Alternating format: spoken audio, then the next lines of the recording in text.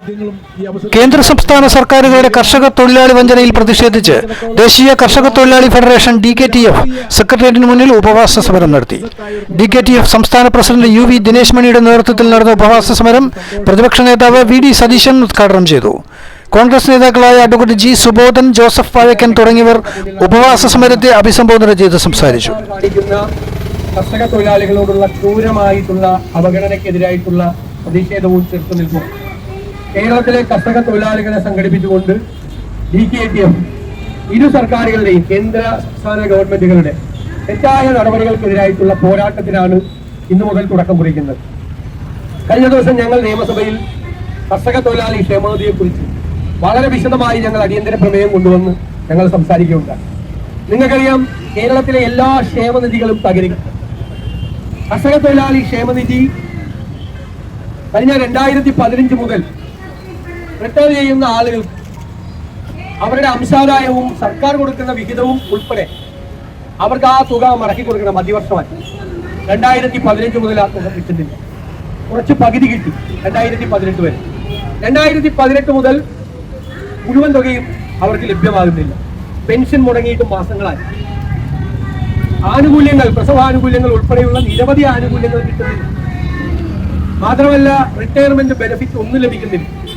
ഒരു തരത്തിലുള്ള ആനുകൂല്യങ്ങൾ ലഭിക്കാതെ കർഷക തൊഴിലാളി ക്ഷേമനിധി പൂർണ്ണമായി തകർന്നിരിക്കുന്ന ഒരു സാഹചര്യമാണ്.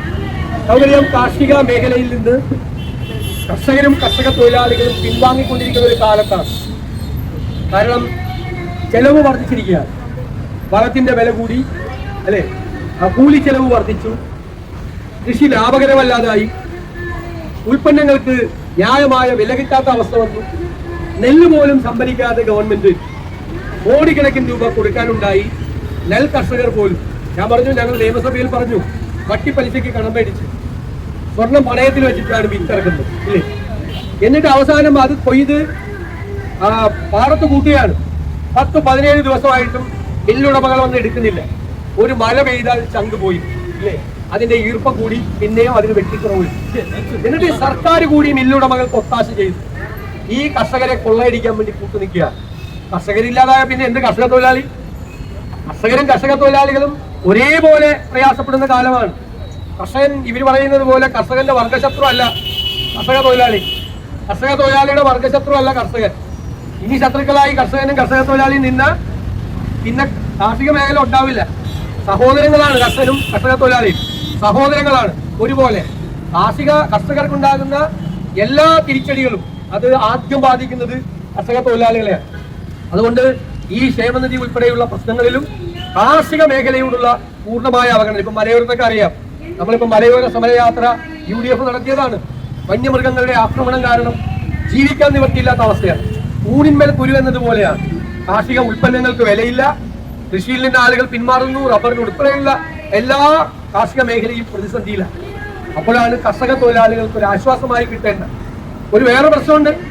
നിങ്ങൾ ഇത് റിട്ടയർ ചെയ്ത് റിട്ടയർമെന്റ് ആനുകൂല്യത്തിനും പെൻഷനും വേണ്ടി നിങ്ങൾ അപേക്ഷിച്ചാൽ അപ്പൊ മറ്റേ പെൻഷനിൽ നിങ്ങൾ അപ്പം കട്ടായി. ഓൺലൈനാണ്, ഒറ്റ പെൻഷനേ ഉള്ളൂ.